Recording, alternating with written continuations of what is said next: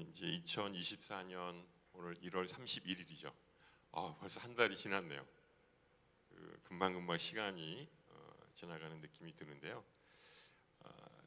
이제 새해 들어서 저희들이 1월 한 달은 새술, 새부대 이런 이제 주제를 가지고 말씀을 그동안 나누었습니다. 오늘 이제 마지막 이제 시간이 되는데요. 이 새술, 새부대가 어디에 나온 이야기인가 또 궁금해하실 것 같아서 잠깐 좀 설명을 드리도록 하겠습니다. 이 말씀은 예수님이 직접 이렇게 사람들에게 하신 말씀이죠. 그래서 이 말씀은 마태, 마가, 누가에 다 공통적으로 나오고 있습니다. 이 배경은 바리새인들이 이제 또 그 요한의 이제 제자들이 예수님께 물어봅니다. 아니, 우리들은 이렇게 금식하는데 왜 당신의 제자들은 금식하지 않았습니까? 그때는 어떤 경건의 모양 또 믿음의 그런 척도를 가지고 이렇게 금식하거나 또 아니면 이렇게 행위로 보여주는 것을 이렇게 사람들이 원했던 것이죠. 예수님이 뭐라고 얘기하셨냐면 혼인집 손님들이 신랑과 함께 있을 동안에는 슬퍼할 수 없다. 그러니까 신랑 대신 예수가 있는데 지금 금식할 때가 아니다. 지금은 같이 잔치를 즐길 때다라고 얘기를 하십니다. 그렇지만 이 신랑이 빼앗길 날이 온다. 그때는 금식할 것이다. 이렇게 얘기를 하면서 이 낡은 옷에 이렇게 생배 조각을 붙일 수는 없다.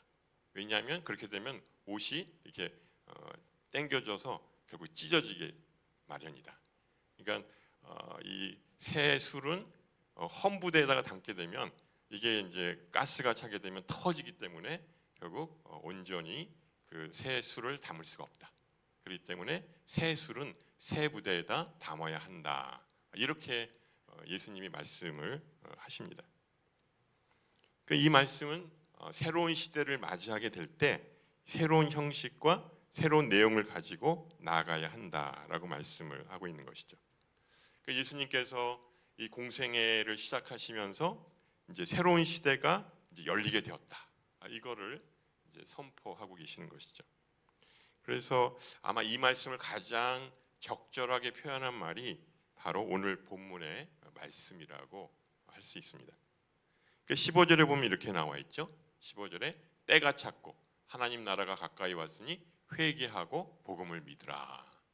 4개의 문장으로 돼 있어요. 때가 찼다. 하나님 나라가 가까이 왔다. 회개하고 복음을 믿으라. 이렇게 4개의 문장으로 되어 있습니다. 이 마가복음은 16장으로 되어 있습니다. 근데 이 말씀을 이제 놓고 이 마가복음을 읽다 보면 이 4개의 문장으로 이루어진 것이 바로 마가복음이구나. 이 마가복음 전체는 바로 이 때가 찼고 하나님 나라가 가까이 왔으니 회개하고 복음을 믿으라. 이 4개의 문장으로 이루어진 책이 바로 마가복음이라고 하는 것을 알 수가 있습니다. 그래서 이 마가복음은 이 문장을 하나하나 풀어서 설명한 책이라고 말씀드릴 수 있습니다. 이제 14절에 보시면 이렇게 나와 있죠. 우리 같이 한번 읽어보겠습니다. 시작. 요한이 감옥에 갇힌 뒤 예수께서 갈릴리로 가셔서 하나님 복음을 선포하셨습니다. 제일 먼저 나오는 얘기가 이제 세례 요한에 관한 이야기가 나옵니다. 그러니까 여기서 요한이라고 했는데 요한은 뭐 여러 요한이 있잖아요. 뭐 제자 요한, 야고보의 아들 그 요한도 있고 여기서 말하는 요한은 바로 세례 요한을 말합니다. 예수님이 요단강에서 이 세례 요한에게 이 물세를 받으시죠. 그때는 이제 침례라고 해서 요단강에 이렇게 이제 완전히 잠겨서 이렇게 세례를 받으십니다. 세례는 그때만 하더라도 회개의 세례, 죄를 씻는 세례라고 할 수가 있죠. 그럼 예수님이 죄가 있으셨던 건가요? 아니죠. 예수님은 본을 보이시기 위해서 세례 요한에게 이제 세례를 받으십니다. 그리고 나서 이제 본격적인 이제 공생애가 이제 시작이 됩니다. 근데 재밌는 것은 이 세례 요한의 이야기가 마태, 마가, 누가, 요한까지 다 기록되어 있다는 사실입니다. 이 얘기는 뭐죠? 이 세례 요한이 굉장히 중요한 존재구나. 이 복음서의 시작을 할 때 다 보시면 초반에 이 세례 요한이라는 이야기가 다 나옵니다. 근데 무려 4개의 복음서에 다 등장을 합니다. 사실 마태, 마가, 누가, 요한 중에서 제일 먼저 쓴 책이 뭐죠? 마가복음입니다. 그 다음에 마태나 이제 누가, 이제 뭐 비슷하기 때문에 어떤 분들은 뭐 마태가 먼저 썼다고 하기도 하고, 어떤 분들은 누가가 먼저 썼다고 하는데, 하여튼 마가가 제일 먼저 쓰여졌습니다. 그리고 제일 늦게 쓰여진 책이 바로 이 요한복음이죠. 그러니까 마태복음이나 아니면 누가복음은 이 마가복음을 보고 참고로 해서 글을 쓴 것이죠. 뭐 그렇다고 해서 베꼈다고 하는 것이 아니라 바로 다른 관점으로 각각의 기자들이 기록을 한 책이라고 할 수가 있습니다. 그래서 이 세례 요한의 이야기, 이것이 굉장히 중요하다. 그 세례 요한의 이야기는 이 신약 시대를 여는 데 있어서 매우 중요한 역할을 했다는 것을 말하고 있습니다. 자, 우리가 읽지는 않았지만 마가복음 1장 1절서부터 8절 말씀 우리 한 절씩 교독하겠습니다. 제가 1절부터 먼저 읽겠습니다. 하나님의 아들 예수 그리스도에 관한 복음은 이렇게 시작됩니다. 예언자 이사야 그래, 내가 내 앞에 내 신부름을 보낼 것이다. 그가 내 길을 준비할 것이다. 광야에서 외치는 사람의 소리가 있다. 주를 위해 길을 예비하라. 그분을 위해 길을 곱게 하라 라고 기록되어 있는 대로 세례자 요한이 광야에 나타나서 죄 용서를 위한 회개의 세례를 선포했습니다. 유대 온 지방과 예루살렘 모든 사람들이 요한에게 나와 자기 죄를 고백하고 요단강에서 요한에게 세례를 받았습니다. 요한은 낙타털로 만든 옷을 입고 허리에 가죽띠를 두르고 메뚜기와 들꿀을 먹었습니다. 그리고 요한은 이렇게 선포했습니다. 나보다 더 능력 있는 분이 내 뒤에 오실 텐데 나는 몸을 굽혀 그분의 신발끈을 풀 자격도 없다. 나는 너에게 물로 세례를 주지만 그분은 너희에게 성령으로 세례를 주실 것이다. 아멘. 자, 이 세례 요한이 새로운 신약 시대를 여는데 왜 이렇게 중요한 역할을 한 것일까요? 이 세례 요한의 이야기는 구약과 신약을 연결하는 그런 브릿지 역할을 하는 매우 중요한 그런 존재입니다. 이 구약 시대의 구약 성경의 맨 마지막에 끝나는 책이 뭐죠? 말라기죠. 말라기로 이제 구약이 끝이 나고, 그리고 난 다음에 400년간 침묵의 시대가 돌아옵니다. 그러니까 그 동안은 열심히 선지자들이 이제 하나님 말씀을 선포하고 이스라엘 백성들에게 돌이키라고 이렇게 활약을 하죠. 그런데 이 하나님 말씀을 그동안 그렇게 열심히 전했다가 400년 동안 이 선지자들의 메시지가 닫혀버립니다. 침묵하게 된 것이죠. 그러니까 이스라엘 백성들 입장에서는 굉장히 아마 답답했을 것입니다. 그렇지만 하나님은 그 400년 동안 열심히 역사의 맷돌을 돌리고 계셨던 것입니다. 이제 본격적인 구원의 시대를 열기 위해서 자기 아들 예수 그리스도를 이 땅에 보내시려고 준비하고 계셨던 것입니다. 자, 이제 구약 그 마지막 책이 말라기라고 했는데 그 말라기는 이렇게 끝이 납니다. 말라기 4장 5절에서 6절 말씀인데요. 우리 같이 한번 읽어보겠습니다. 시작. 보라, 여호와의 크고 두려운 날이 이르기 전에 내가 선지자 엘리야를 너에게로 보내리니 그가 아버지의 마음을 자녀에게로 돌이키게 하고 자녀들의 마음을 그들의 아버지에게로 돌이키게 하리라. 돌이키지 아니하면 두렵건대 내가 와서 저주로 그 땅을 칠까 하노라 하시니라. 여기에 보면 주목할 것이 내가 선지자 엘리야를 너에게 보낼 것이다. 이렇게 말라기가 마지막에 끝이 납니다. 그 엘리야는 어떤 선지자였습니까? 선지자의 끝판왕이었죠. 이 아합 왕 때 아주 그 맹활약을 했던 그런 선지자가 바로 이 엘리야입니다. 엘리야는 죽음을 보지 않았습니다. 그냥 승천을 했죠. 그리고 변화산에서 모세와 엘리야와 예수님이 같이 이렇게 변화산에 계셨습니다. 그러니까 그럴 정도로 이 선지자 중에 선지자가 바로 이 엘리야인데, 엘리야가 다시 이 땅에 오겠다는 거예요. 그가 누구죠? 그가 바로 세례 요한이죠. 왜냐하면 예수님이 직접 증언하셨거든요. 그 바로 엘리야가 세례 요한이다, 이렇게 말씀을 하고 있었던 것이죠. 이 구약 시대의 구약 시대가 끝이 나고 이 신약 시대가 새로 왔다고 하는 것들, 이것은 또한 별개의 시대가 아니죠. 왜죠? 이 구약은 장차 오실 예수 그리스도를 기록한 책입니다. 심지어는 창세기 3장 15절에서부터 여자의 후손에 대한 이야기가 나오죠. 창세기서부터라도 바로 이 예수님의 이야기가 나옵니다. 그리고 바로 이 신약은 구약에 예언했던 그 메시아 예수 그리스도가 이 땅에 직접 오신 이야기입니다. 그러니까 예수 그리스도가 이 땅에 직접 오셨습니다. 그 400년 동안 단절되어 있던 구약과 신약을 연결해 주는 사람이 바로 이 세례 요한인 것입니다. 그러니까 말라기에 말했던 이 세례 선지자 엘리야가 바로 이 세례 요한인 것이죠. 그래서 이 네 개의 복음서를 보면 가장 먼저 등장한 것이 바로 이 세례 요한의 이야기가 등장한 것입니다. 왜냐하면 구약과 신약이 별개의 것이 아니라 바로 이렇게 세례 요한으로 인해서 연결된 것이다라고 하는 것을 이야기하고 있죠. 우리가 이 보는 이 성경책, 이 구약이 끝이 나고 신약으로 넘어갈 때는 한 장밖에 차이가 안 납니다. 그런데 시간적으로는 400년이라는 시간에 그런 공백이 있었던 것이죠. 400년 동안 하나님은 침묵하시고 그리고 이제 마태복음서부터 시작하면서 새로운 시대를 열게 된 것입니다. 세례 요한은 바로 예수님의 길을 예비하는 인물입니다. 이사야서 40장 3절에 보시면 이렇게 나와 있습니다. 외치는 자의 소리여 이르되 너희는 광야에서 여호와의 길을 예비하라. 사막에서 우리 하나님의 대로를 평탄케 하라. 이게 바로 이 세례 요한을 두고 하는 이야기라고 할 수 있습니다. 자, 이제 그 네 개의 문장을 하나하나 우리가 살펴보도록 하겠습니다. 첫 번째가 때가 찼다입니다.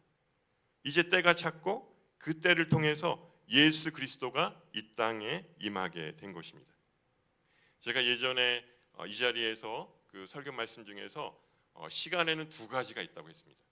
하나는 크로노스의 시간, 하나는 카이로스의 시간, 이렇게 얘기했습니다. 크로노스의 시간은 그냥 흘러가는 시간이에요. 그러니까 가만히 있어도 그냥 시간은 흘러가죠. 그래서 이 군대 갔다 오신 분들은 아실 것입니다. 국방부 시계는 거꾸로 매달아도 흘러간다. 이게 무슨 얘기입니까? 그 18개월 동안 육군은 보통 18개월 정도 이렇게 복무를 하게 되는데 너무너무 이제 힘든 거예요. 훈련도 받고 또 여러 가지 이제 힘든 일들이 많죠. 그러니까 빨리 18개월이 지났으면 좋겠다 이렇게 얘기를 하는데 그래도 시간은 가는 거죠. 18개월이 되면 누구나 다 평등하게 제대를 하게 되는 것이죠. 이 시간, 흘러가는 그냥 의미 없이 지나가는 시간은 바로 크로노스의 시간이라고 할 수가 있는 것입니다. 그런데 또 하나의 시간이 있어요. 그것은 바로 카이로스의 시간입니다. 이것은 주님의 시간이죠. 이런 생각을 한번 해봤어요. 매주 수요일 날 이렇게 10시 30분이 되면 우리 모두가 이렇게 박모세월에 모여서 예배를 드립니다. 여기 오신 분들 시간이 남아서 오셨나요? 보니까 그냥 와서 그냥 시간 좀 남으니까 예배 드리겠다. 아마 이런 분들은 없으실 것입니다. 바쁜 시간임에도 불구하고 이렇게 우리가 주님의 때를 특별한 만남을 갖고 있는 것이죠. 그동안 그 무의미했던 시간이 예수님과 함께하게 되면 매우 특별한 시간으로 바뀌게 되는 것입니다. 어떤 분들은 이렇게 생각합니다. 우리 예수 믿으면 우리가 천당 가. 나중에 죽으면 우리 천당 갈 거야. 그렇기 때문에 내가 교회 열심히 다녀야지. 예수 믿어야지. 이렇게 이야기를 합니다. 우리는 예수 믿으면 죽어서 천당 가는 것만이 다가 아닌 것이죠. 우리가 예수님을 나의 주인으로 인정하고 내 안에 예수님이 함께 계시면 바로 우리는 이 구원의 시간, 영원에 잇대어 살아가는 존재가 되는 것이죠. 그러니까 놀라운 일이죠. 예수 믿기 전까지는 그냥 크로노스의 시간으로 그냥 흘러가는 대로 자기를 세월에 맡겨서 살았지만 이제 우리가 주님 안에 있을 때는 바로 이 카이로스의 시간, 주님과 함께 동행하며 영원을 잇대어 살아가는 존재로 바뀌게 된다고 하는 것이죠. 지금 우리가 살아가는 시간은 무엇입니까? 과거입니까? 미래입니까? 아니면 현재입니까? 과거는요 이미 지나가 버렸어요. 잡을 수가 없어요. 미래는 어떻습니까? 미래는 아직 오지 않았어요. 불확실해요. 어떻게 될지 몰라요. 우리는 지금 어디에 있는 것이죠? 현재에 있는 것이죠. 현재 우리가 같이 이렇게 예배드리고 함께 우리가 시간을 보내고 있는 것이죠. 그러니까 이 현재가 정말 중요하구나. 그냥 이렇게 헛되이 보내는 시간이 돼서는 안 되겠다 하는 거죠. 현재는 바로 우리가 존재하는 이 시간입니다. 우리가 같이 기억을 공유하잖아요. 이 시간에 같이 예배드리고 같이 찬양하고 말씀을 보고 이 기억을 공유하는 거예요. 얼마나 복된 존재인지 모릅니다. 우리 조상들 생각해 보시죠. 몇백 년 전에 있었지만 우리랑은 역사적으로는 우리가 기억하지만 그분들하고 공유하지 않잖아요. 근데 우리는 이 시간에 이 현재를 같이 공유하는 그런 존재라고 하는 것이죠. 그래서 이 현재를 주신 하나님께 바로 우리가 감사해야 합니다. 우리는 사실 현재에 갇혀 살고 있죠. 우리가 마음대로 타임머신을 타고 과거로 가거나 미래로 가지는 않습니다. 이 현재의 이 시공간에 우리가 갇혀서 사는 존재이죠.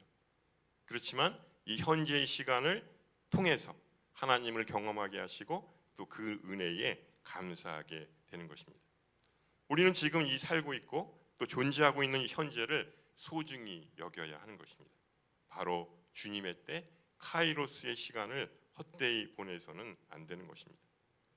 이 하나님의 아들이신 메시아 예수 그리스도가 이 땅에 육신을 입고 오심으로 인해서 때가 차게 된 것입니다. 열매가 익어서 이 과일이 되죠. 그러면 아름다운 향기가 납니다. 아주 맛있는 향기가 나죠.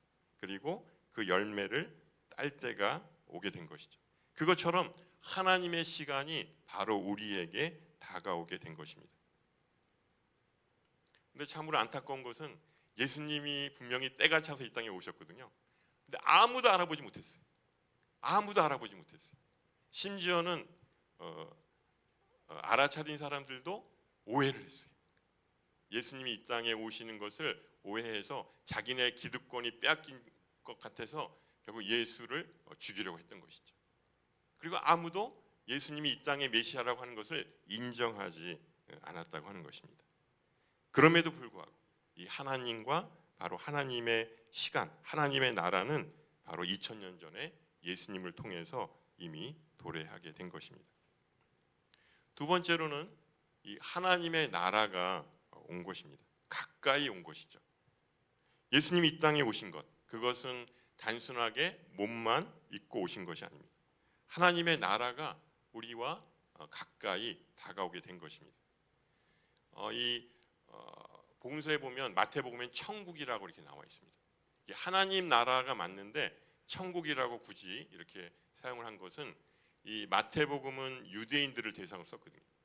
유대인들은 이 하나님이라고 하는 단어를 입에 올리는 것을 대단히 불경스럽게 생각했습니다. 그래서 다른 말로 바꿨습니다. 그게 바로 이 천국이라고 하는 것이죠. 그렇지만 하나님 나라입니다. 하나님 나라는 우리가 알고 있는 일반적인 국가가 아니죠. 이게 땅 영역이 있어서 국경선이 있어서 그게 바로 나라라고 얘기하는데 하나님의 나라는 하나님의 통치권이 미치는 모든 영역이 다 하나님의 나라입니다. 예수님이 오시기 전에 어땠습니까? 이 사망 권세로 가득 찬 세상이었습니다. 흑암과 어둠으로 가득 찬 세상이었습니다. 예수님이 이 땅에 오시면 어떻게 됐습니까?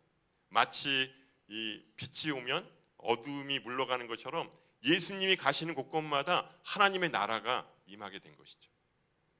그래서 어떤 일이 있었습니까? 예수님이 가시는 곳곳마다 놀라운 기적들이 일어나게 되죠. 귀신 들린 사람들 안에 있는 귀신들이 쫓겨납니다. 왜냐하면 예수님은 빛이시거든요. 어둠이 갇힐 수 없는 거예요. 그리고 병든 자들이 병이 낫게 됩니다. 질병으로부터 회복되고 안진병이가 일어나고 심지어는 죽은 자들이 살아나는 일이 있습니다.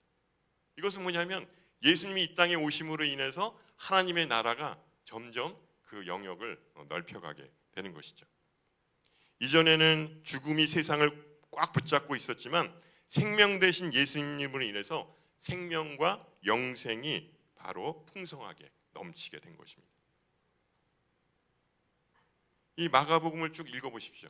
아까 제가 그 4개의 문장으로 이루어진 것이 마가복음이라 했는데 마가복음은 처음에 뭐죠? 이 귀신 들린 자들이 떠나가는 사건들이 계속 나옵니다. 또 병든 자들이 계속 고침을 받는 이야기가 나옵니다. 또 지금 우리 마가복음 그 생명의 삶으로 묵상하고 있잖아요. 그 오병이어의 기적이 일어나죠. 배고픈 자들에게 배불리 양식을 또 먹여 주십니다. 또 죽은 자들이 살아납니다. 예수님이 가시는 곳곳마다 어둠이 떠나가고 죽음이 물러가고 하나님 나라가 임하게 된 것입니다. 이 하나님 나라의 결정은 무엇입니까? 그것은 예수 그리스도의 십자가의 구속의 사건이십니다. 하나님의 아들이신 예수 그리스도가 십자가에 달려 죽으심으로 사망 권세가 사망하게 된 것입니다. 원래 우리는 어떻게 지음받은 존재죠? 하나님과 영원히 같이 살아갈 존재로 지음을 받았습니다. 그런데 그렇게 걸작품인 우리 인간이 죄악으로 인해서 하나님의 관계가 끊어지게 되고 죽음을 맞이하게 된 것이죠. 근데 예수님이 이 땅에 오셔서 십자가에 달려 돌아가심으로 인해서 다시금 하나님의 관계가 회복되고 영원하신 하나님과 동행하는 관계로 변하게 된 것입니다. 근데 그러면 또 이런 질문을 할 수가 있잖아요.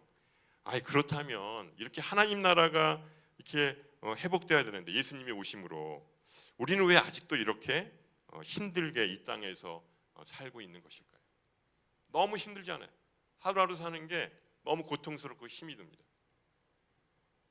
그것은 이 예수 그리스도의 구속의 사건이 이미 이 하나님의 나라는 이 땅에 임하게 되었지만 아직 하나님의 나라는 완전하게 완성되었지 않았기 때문입니다. 그것은 언제죠? 예수님이 다시 재림하시는 날 바로 하나님 나라가 완성될 것입니다.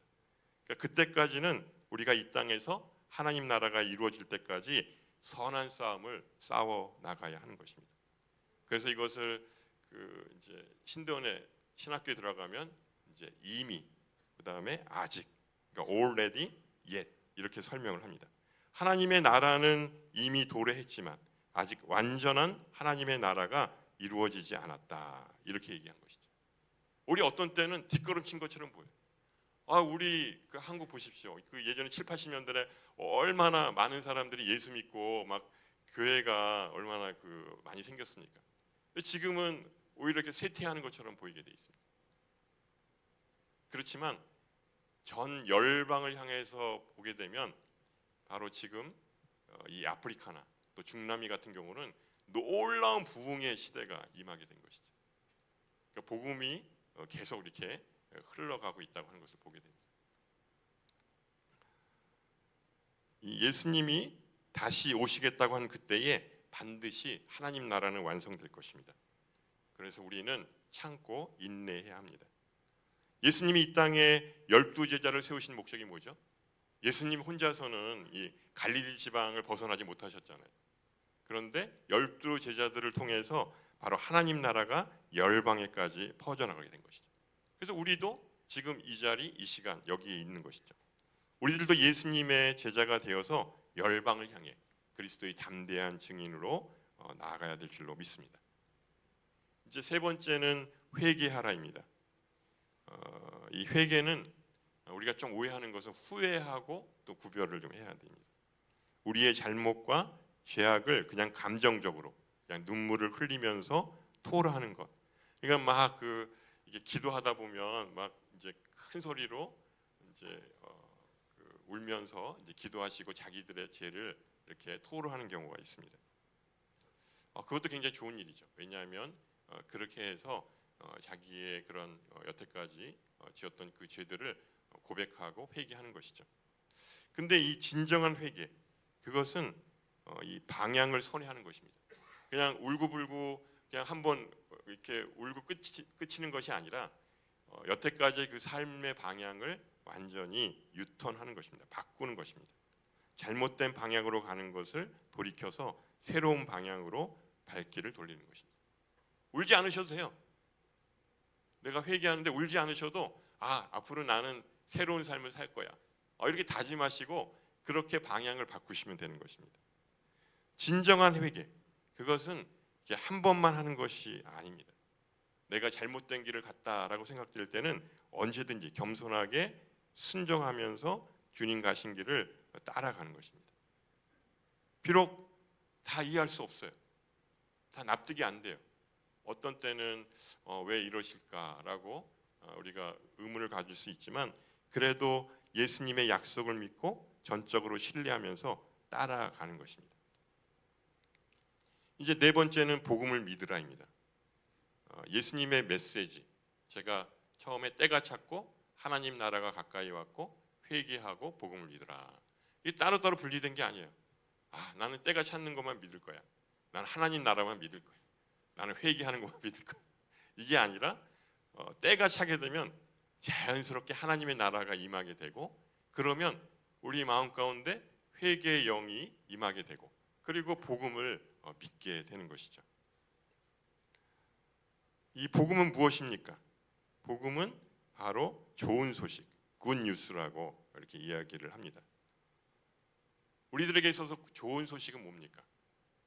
요새 좋은 일이 별로 없는데, 그래도 좋은 여태까지 기억을 또 되살려 보면, 그냥 무심코 주식을 좀 샀는데 이게 갑자기 이게 막 폭등을 해가지고 엄청 돈을 많이 벌었어. 또 이 아파트를 그냥 하나 조그만 걸 샀는데, 또 그 보니까 누가 땅을 사라고 그래서 그냥 무심코 샀는데 이게 그냥 엄청나게 땅값이 올라가지고 그래서 대박이 터졌어. 또 우리 아이들이 정말 공부를 열심히 해가지고 좋은 대학에 합격하고 또 좋은 곳에 또 취직을 했어. 이런 게 사실은 좋은 소식이 될 수 있죠. 근데 그것은 일시적이죠. 영원한 좋은 소식이 될 수는 없는 것입니다. 그럼 우리에게 영원한 좋은 소식은 뭘까요? 그것이 바로 복음입니다. 이 복음은 처음에는 유앙겔리온, 헬라어로 유앙겔리온이라고 이렇게 얘기를 했습니다.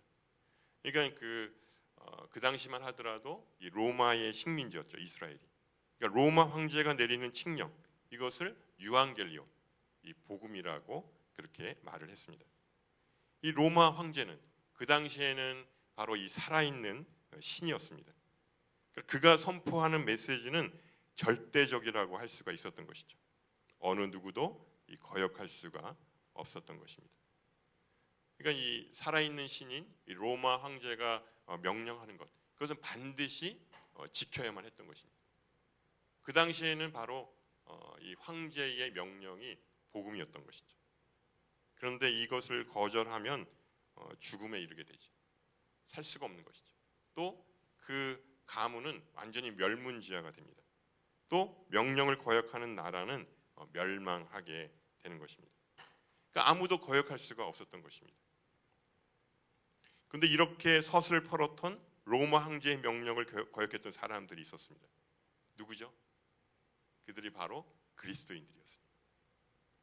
이 식민 지배를 받던 백성들, 그들은 로마 황제를 살아있는 신으로 여기고 그의 명령에 절대 순종해야만 했습니다. 근데 그리스도인들은 알았어요. 그 로마 황제는 살아있는 신이 아니야. 신이 아니야. 오직 하나님, 신은 바로 예수 그리스도라고 하는 것을 너무나 잘 알고 있었죠. 그들에게 유일한 신은 바로 예수 그리스도였습니다. 예수 그리스도만이 유일한 참 하나님이었습니다. 그래서 예수 그리스도가 선포한 그 말씀, 그것만이 바로 복음이었던 것이죠. 복음이 뭐죠? 바로 예수 그리스도입니다. 이 하나님의 아들이신 예수 그리스도가 이 땅에 육신을 입고 오셔서 하나님 나라를 선포하시고 가르치시고 또 복음을 전하시고 또 가난하고 병든 자들을 고치시고 먹이셨습니다. 그런 예수 그리스도가 우리의 죄를 용서하시기 위해서 십자가에 달려 죽으시고 3일 만에 다시 부활하셨습니다. 그리고 그 부활하신 예수님이 바로 우리의 주인이 되어 주셨다라고 하는 것, 그게 바로 복음이죠. 복음 너무 복잡하게 생각하지 마십시오. 복음은 어떤 면에서 단순합니다.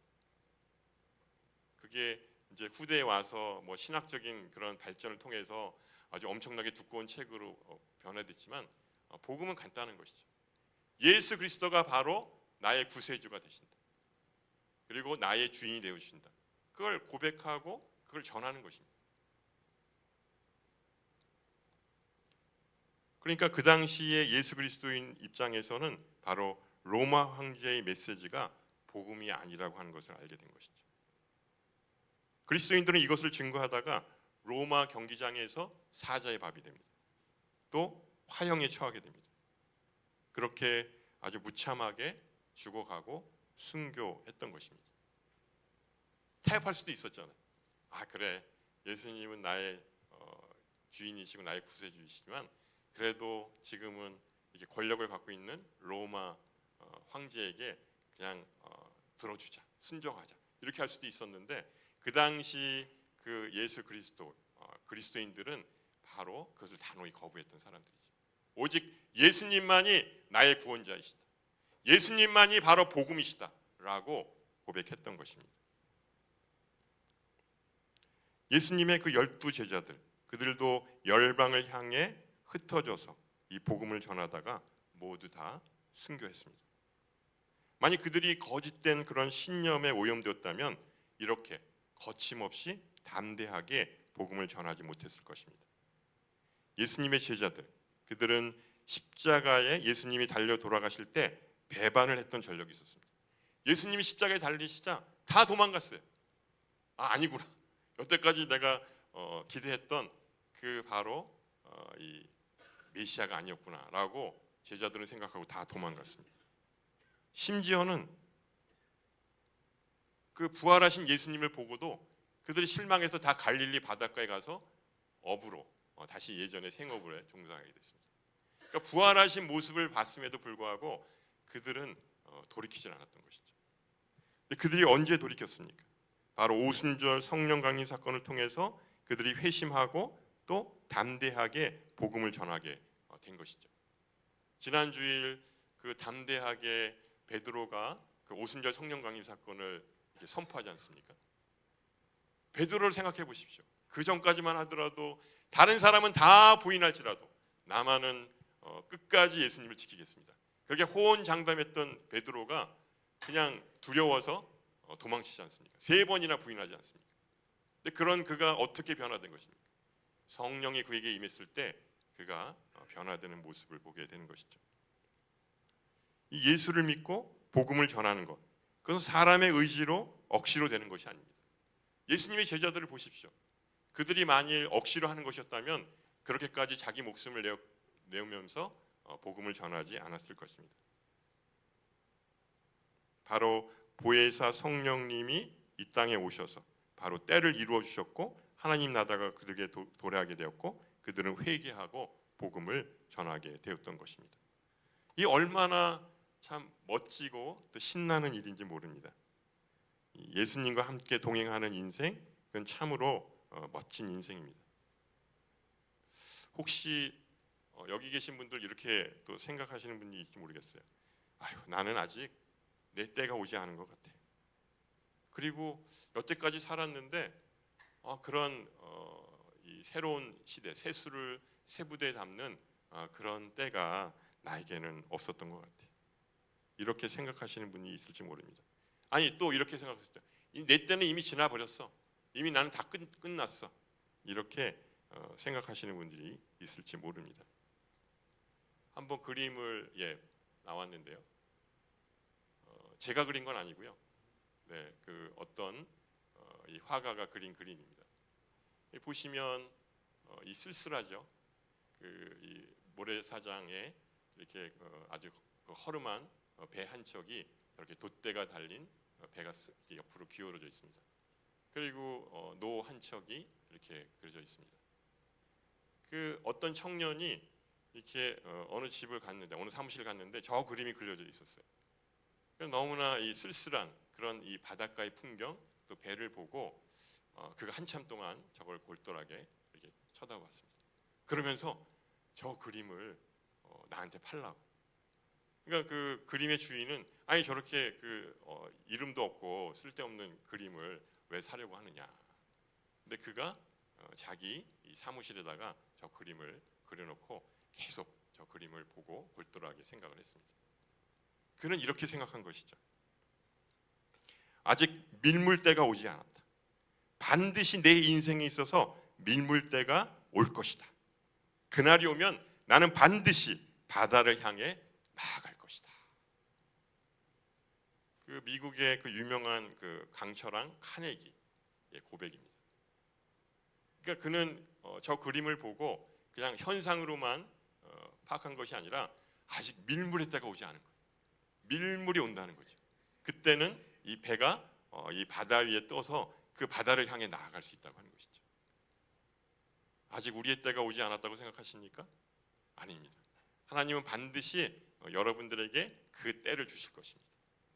그때는 바로 주님과 함께 그 모든 장애물들을 극복하고 창공을 향해 나아갈 것입니다. 그래서 저 그림을 보면서 아직 내 때가 오지 않았다. 밀물의 때가 반드시 올 것이다. 거친 파도가 날 향해 온다 할지라도 주님과 함께 날아올 것이다. 주님과 함께라면 두려울 것이 없다. 이런 은혜를 받으시면 좋을 것 같습니다. 오늘 그 생명의 삶 그 말씀에 바디메오가 나옵니다. 저는 그 바디메오를 묵상하면 얼마나 은혜가 되는지 몰라요. 왜냐하면 세상에서 가장 불쌍한 존재이지 않습니까? 나면서부터 소경이고 아무것도 보지 못하고 그냥 하루하루 근근히 그냥 먹고 이제 사는 그런 존재죠. 구걸을 하면서. 근데 어느 날 그가 소망이 생긴 것은 뭐냐? 예수님이 지나간다는 얘기를 들은 거예요. 그리고 사람들이 웅성웅성합니다. 다윗의 자손 예수여, 나를 고쳐주십시오. 다윗의 자손 예수여. 이러면서 그가 외칩니다. 왜 외쳤죠? 보이지 않으니까. 예수님이 자기한테 오는 걸 보이지 않으니까 이 소리로 외치면서 예수님의 주목을 끈 것이죠. 주변에 있는 사람들은 그 소리를 막으려고 합니다. 시끄럽다. 감히 네가 뭐라고 이렇게 소리를 지르느냐. 그렇지만 바디메오는 더 큰 소리로 외칩니다. 그때 예수님께서 바로 이 소경인 이 바디메오를 보시죠. 네가 어떻게 하기를 원하느냐? 보기를 원하나이다. 그랬을 때 그가 자기가 입고 있었던 겉옷을 벗어버리고 예수님을 따라갑니다. 이 소경에 관한 그 이야기는 굉장히 많이 나옵니다. 근데 이 디메오의 아들 이 바디메오라고 나오는 것은 바로 이게 유일하죠. 그것은 뭐냐면 그가 예수님을 따라 순종하며 예수님의 제자로 살아갔다고 하는 것이죠. 그에게 유일한 재산이 뭐였죠? 그게 바로 겉옷이었습니다. 그것은 추울 때 입을 수 있는 옷이었고, 그리고 또한 그 이불도 됐었고, 그 다목적으로 쓸 수 있었던 거 유일한 재산이었죠. 근데 그가 그것을 버렸다고 하는 것은 이제는 세수를 세 부대에 담는 그런 의식인 것이죠. 이제 모든 것을 벗어버리고 예수 그리스도를 따르겠다라고 하는 선언이요 선포라고 할 수가 있는 것이죠. 오늘 우리에게 주신 말씀을 깊이 마음에 새기시고 오직 예수님만이 나의 주인이시다, 나를 책임지시는 분이라고 하는 것을 깨달으시기 바랍니다. 복음이신 예수님께 모든 것을 맡기시기 바랍니다. 그러면 우리를 통해서 주님의 때가 반드시 올 것입니다. 예수님은 우리와 동행하시기를 원하십니다. 주님의 때가 오기를 간절히 원하고 계시는 것이죠. 주님의 시간에 예수님과 함께 동행하시면서 정말 멋진 인생, 또 만난 인생을 사시는 저와 여러분 되시기를 주님의 이름으로 축원합니다. 네, 이 시간 우리 같이 찬양하며 또 기도하며 나갔으면 좋겠습니다.